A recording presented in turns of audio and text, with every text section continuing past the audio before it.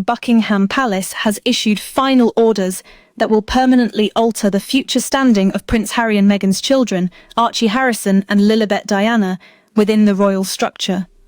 This decisive action, confirmed by sources familiar with the internal processes, marks the culmination of years of speculation regarding the children's place in the monarchy. The directives effectively remove their claimed royal identity, signifying no ceremonial titles, no recognition as future heirs, and no position within the established line of succession. Furthermore, their names will not be included in the official records that document the lineage of the monarchy. The execution of this significant decision involved no public spectacle. There were no television announcements, no press conferences, nor any formal invitations or ceremonial pronouncements. Instead, documents were quietly filed, a method described as cold, silent, and definitive, reflecting the monarchy's preference for discreet yet absolute action in matters of protocol. This approach underscores that for the royal institution, the matter is rooted in established procedure rather than personal sentiment or retribution. To comprehend the Crown's recent actions and their permanent nature, it is necessary to examine the historical framework that governs royal identity, particularly the letters patent of 1917. This foundational document, signed by King George V amidst a period of global conflict and shifting empires, set forth stringent rules that continue to bind modern royals and define who is officially recognized as a prince or princess. The instrument was designed to unequivocally answer the question of who genuinely holds royal status, moving beyond popularity or familial connection, focus on explicit recognition by the Crown. King George V established 3 non-negotiable criteria for royal recognition. First, a legitimate royal bloodline, requiring the child be born in the royal family in a manner officially acknowledged by the Crown. Second, an official birth registration with the Crown, mandating that the birth be documented according precise royal standards, including witnessing, verification, and formal recording within the royal archives. Third, a crucial connection, the Church of England, where a royal christening is not merely a custom but a legal and spiritual seal that perpetually links the child to the monarchy. These regulations were meticulously crafted to safeguard the Crown from confusion, potential manipulation, and political vulnerabilities, ensuring the royal bloodline remained protected with the utmost rigor for over a century, without exception or deviation. In evaluating the cases of Archie and Lilibet, palace officials reportedly did not perceive scandal or drama but rather a series of unmet requirements against the strict checklist derived from the 1917 rulebook. Sources indicate that this checklist revealed critical deficiencies that could not be overlooked under the established royal framework, leading a profound re-evaluation of the children's royal standing. The initial concerns reportedly emerged with Archie's birth in 2019, despite initial appearances suggesting a typical royal birth and widespread public celebration. Beneath the public facade, within the meticulous paperwork scrutinized by the palace, a notable alteration occurred concerning Archie's birth certificate. The document, initially completed with Meghan's full legal name, Rachel Meghan Markle, was subsequently changed. Her entire name was removed and replaced with Her Royal Highness, the Duchess of Sussex. This modification was not presented as a correction or an update but as a complete rewrite, a highly unusual practice given that birth certificates serve as permanent legal records vital for determining a child's historical place. Meghan reportedly asserted that she did not authorize this change, claiming it was compelled by the palace, a version of events that the palace unequivocally denied. This public disagreement introduced an element of doubt in an official, legally binding royal document.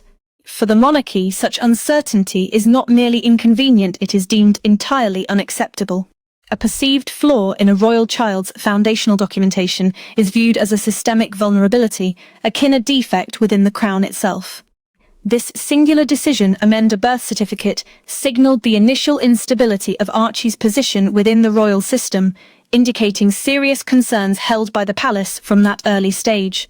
By the time Lilibet Diana was born in June 2021, the palace had reportedly made an internal determination to distance itself from the process, gradually withdrawing its involvement. Royal observers, accused generations of established protocol, anticipated the customary sequence of events, a formal palace statement, medical confirmations, and coordinated appearances by royal aides, all conveying the sense of a new chapter in the Windsor narrative. However, this established pattern did not materialize for Lilibet's arrival. Instead, the announcement originated thousands of miles away in California, disseminated through a carefully prepared press release. There were no traditional royal trumpets, no appearances on the palace balcony, and no senior aides stepping forward in a ceremonial capacity. Buckingham Palace offered only the bare minimum of formal acknowledgement. This departure from tradition conveyed the impression that the birth of a prince's daughter was treated merely as a private matter for a private couple. For the monarchy, such a pronounced silence was not a minor detail, but a deliberate signal of withdrawal. Royal births have historically been regarded as national milestones, meticulously recorded, officially witnessed, thoroughly verified, and archived for future generations trace the royal bloodline. However, with Lilibet, the palace maintained a clear distance from the crucial paperwork. There was no royal registrar involved, no traditional supervision, and no British medical professional formally signing any documents. The Crown conspicuously refrained from taking ownership of the moment, a silence that, in the nuanced language of royalty, conveys a message more potent than any overt declaration. Sources close to the institution indicated that this distinct lack of involvement signified the palace's quiet disengagement. Without the Crown's direct participation in the foundational documents of Lilibet's life, the royal system lacked the necessary official ties bind the newborn, its historical lineage. This represented an unprecedented situation, a birth that the monarchy did not fully claim or endorse through its established protocols. This quiet absence marked a definitive shift in the children's future trajectory within the royal family. Subsequently, the question arose as what intensified the palace's stance from concern, outright unwillingness, recognize the children's royal status. The answer reportedly manifested months later with a ceremony that, paradoxically, should have solidified Lilibet's place in royal history, but instead further eroded it. Meghan publicly announced that her daughter had been baptized in California, an event marked by photographs, invited guests, and a sense of family celebration. However, within Buckingham Palace, the response was reportedly quite different. According insider accounts, the Church of England, an institution intrinsically linked to the monarchy's foundation, did not recognize the California baptism as official. This lack of ecclesiastical recognition meant that the royal system possessed no formal record of the child's spiritual connection, the crown. While this detail might appear minor externally, it carries immense weight within royal law. A royal christening transcends a mere religious moment. It functions as a formal declaration and a legal seal affirming a child's belonging to the crown, requiring specific royal clergy and witnesses, and conducted precisely according to established procedures. None of these requisite elements were present during the California ceremony. There was no archbishop, no Church of England registrar, and no royal oversight. Consequently, the baptism, in the stringent view of royal protocol, was deemed invalid. This placed Lilibet in what insiders termed a dangerous limbo, cherished by her family and celebrated by her parents, yet officially unacknowledged by the monarchy. Far from strengthening her position, the ceremony inadvertently weakened the essential ties the crown required formally recognize her as a royal heir, introducing another critical gap that could not be bridged by public statements or personal narratives. With existing concerns regarding Archie's birth documentation and now Lilibet's unrecognized christening, the foundational stability of Meghan's identity and her family's future within the royal framework began to falter. To fully grasp the magnitude of the palace's decision, one must consider the public persona Meghan had cultivated since her entry in the royal world. Her identity underwent a significant transformation. She transcended Meghan Markle, become the Duchess of Sussex, a globally recognized figure imbued with royal prestige, symbolism, and the status of royal motherhood. Her various ventures, including interviews, documentaries, podcasts, book deals, photoshoots, and her recently launched lifestyle brand, American Riviera Orchard, all possessed a subtle yet potent aura of royalty. This image portrayed a duchess residing in California, a mother raising children with royal lineage, a woman whose life uniquely blended Hollywood glamour with the gravitas of the British monarchy. However, this carefully constructed aura is contingent upon a genuine royal connection, the existence of titles, the institution's claim over her children, and official recognition of their lineage. Without recognized royal heirs, the entire narrative undergoes a fundamental shift. Instead of being perceived as a modern royal navigating rigid tradition, she risks becoming merely another celebrity figure in Montexy. Rather than a mother nurturing two young heirs Hisri, she would be seen as a mother raising two private American children. The image of a duchess shaping a future dynasty gives way that of a former royal endeavoring retain ties a crown she no longer formally represents. Sources suggest Meghan comprehended this dynamic more acutely than anyone. Her public image, it is argued, was not primarily built on controversy or media appearances, but on heritage. This heritage was intrinsically linked Archie and Lilibet. Their titles, their status, and their place in royal history formed the essential backbone of the brand she had meticulously established, driving public interest and engagement. With the palace's move strip her children of their royal identity, that foundational support began erode. The royal luster diminished, and the entire structure trembled. For Meghan, this was not simply an administrative matter, it constituted an identity crisis.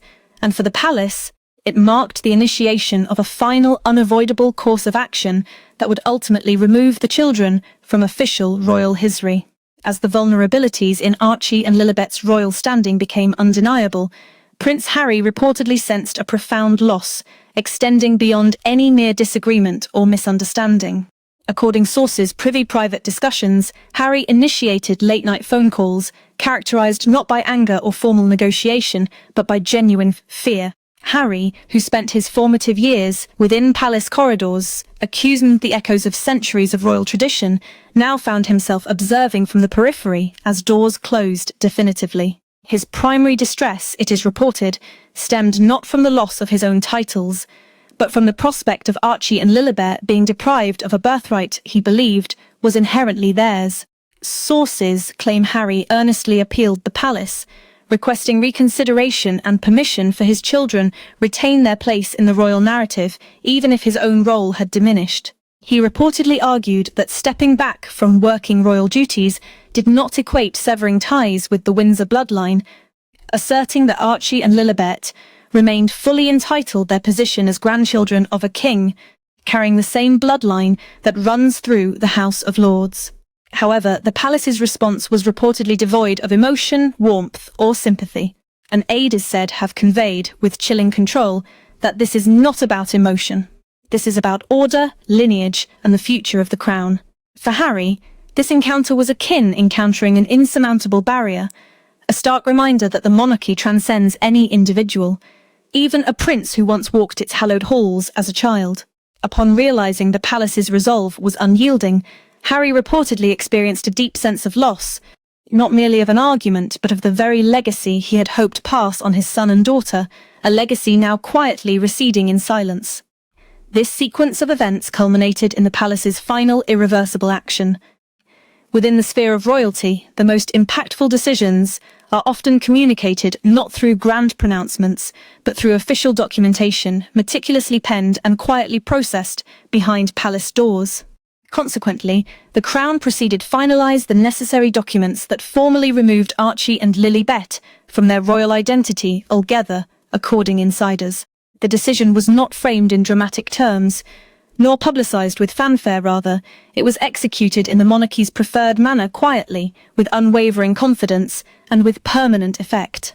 The repercussions of this decision are stark in their simplicity. The children will hold no prince or princess titles, assume no ceremonial roles, undertake no future royal duties, possess no position in the line of succession, and will be absent from the official records that document royal heirs. Within the venerable pages that chronicle royal history, the same volumes that have preserved the names of kings, queens, princes, and princesses for centuries, Archie and Lilibet's names will not be inscribed as heirs, as future royals, or as integral the crown's ongoing narrative. They will effectively cease exist within the institutional framework in which their father was born. Unlike temporary sanctions or suspended privileges, this decision is absolute, allowing for no appeals, no negotiations, and no provisions for last-minute alterations. It represents the palace's definitive statement that these children do not constitute part of its future. The stroke of a pen achieved what years of public interviews, geographical distance, and familial estrangement could not it irrevocably close the door. The precise manner in which the palace enacted this closure reveals a clear and calculated strategy. While Prince Harry and Meghan devoted years articulating their narrative through interviews, books, and documentaries, the palace engaged in a fundamentally different approach. The monarchy abstained from public argument, defense, or direct rebuttal of any claims. It maintained a deliberate silence, recognizing that in royal strategy, silence is not indicative of weakness, but serves as a potent instrument and a protective shield. This allowed the institution observe and await the opportune moment for action, permitting external noise dissipate. Sources close the palace indicate that it monitored all developments, interviews, the assertions, the public engagements from a detached perspective, without haste or impulsive reaction. The Crown, it is understood, does not engage in battles of public opinion. Instead, it operates on a generational, long-term strategic horizon. When the timing was deemed appropriate, the palace executed a precise surgical maneuver. This action was not directed overtly against Meghan or Harry personally, but rather against the very foundation of their public identity. By stripping away that foundation, the Crown effectively removed the singular element that conferred a distinctly royal character upon Harry and Meghan's public narrative.